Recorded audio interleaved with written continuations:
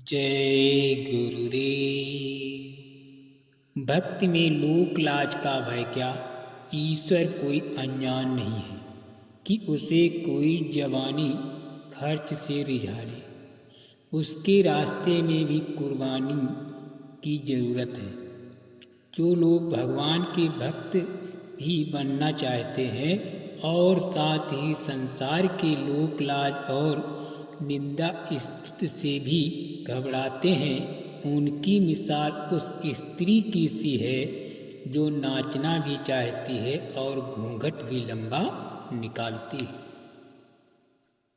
देहात के लोग कहा करते हैं, नाचने लगी फिर घूंघट कैसा, या जब नदी में कूद पड़े तो बरसात की बूंदाबांदी का भय कैसा।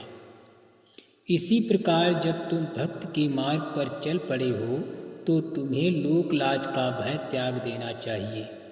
भक्त के मार्ग में सफलता प्राप्त करने के लिए जीव का सच्चा और असली सहायक गुरु है।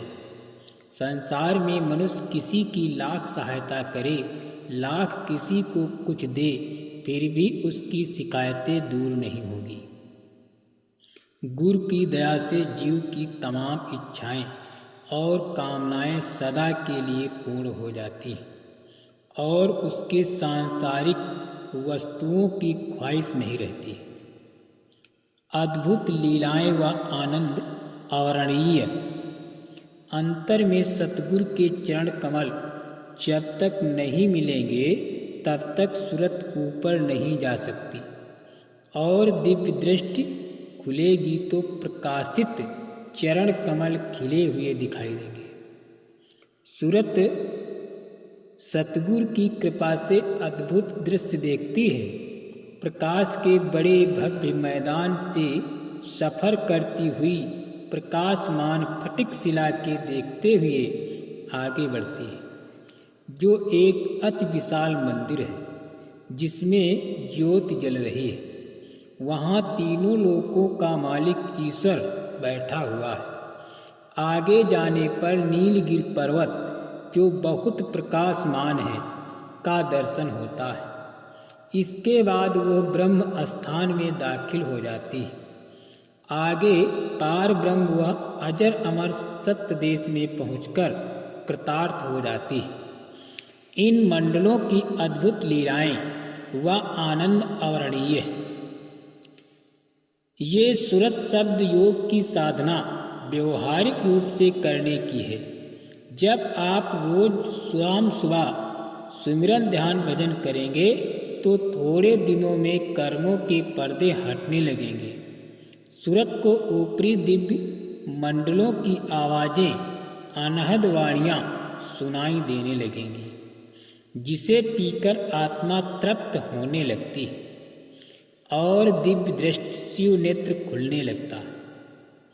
मालिक से प्रार्थना यानी फरियाद करो कि इतना दीजिए कि हमारा बाल बच्चों का काम चल जाए। रोजी रोटी में बरकत के लिए मेहनत व ईमानदारी से काम करें। शेष समय भजन में लगाएं। महात्मा किसी को धोखा नहीं देते। एक नई हवा इस कलयुग में चल रही है। सतयुग आएगा। इतना बड़ा जन समुदाय एक परिवार बन गया है। ये सतयुग लाने के लक्षण शुरू हो गए हैं। जो वक्त का स्वागत नहीं करता पछताता है। हम सब लोग जो परिश्रम कर रहे हैं वो सतयुग के लाने की तैयारी की। मुझे जरूरी बात आपको बतानी है, आपके हित के लिए। उसे आपने मान लिया तो आपकी मेहनत सफल होगी। महात्मा किसी को धोखा नहीं देते। उनकी बातें सबके हित के लिए होती हैं। मैंने सब कुछ आपको बताया। अगर आपने मेरी बातों पर ध्यान दिया होता तो आज ये स्थिति न बन गई होती। चलो अब मान लो।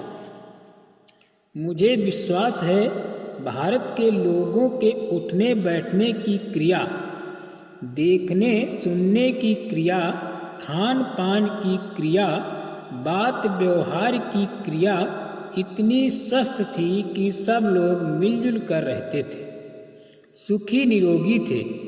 अब आपने क्या कर लिया? शरीर को पीड़ित और रोगी बना दिया।